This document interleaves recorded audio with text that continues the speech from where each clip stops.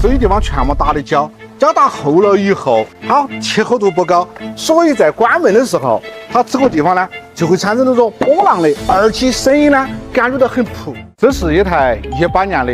途乐车子，表险仅仅行驶了126000公里。客户呢是通过他的朋友介绍来找元哥帮他做翻新整备。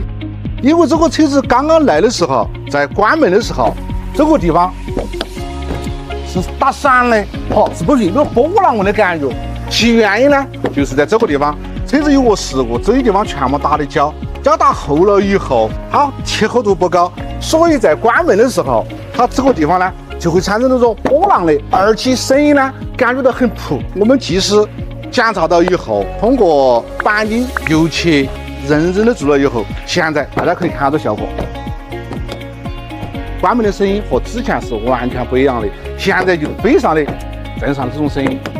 这个车子来了之后呢，首先外观全部打闪，把原车的油漆铲掉，再进行钣金的精修。修完了之后喷环氧底漆，然后喷鹦鹉的色漆、清漆，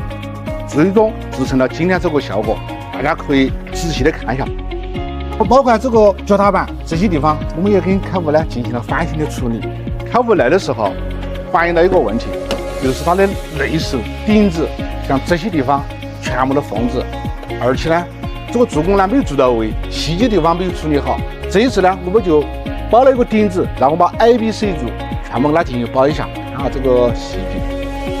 它的内饰呢，我们只是深度的把它清洗干净，装了一个360航空燃爆脚垫，这样看起来之后呢，整体的车子就非常的协调。高燃用车，环境隔离，在使用的过程当中有什么不清楚的，随时咨询元哥，我们一起来探讨解决。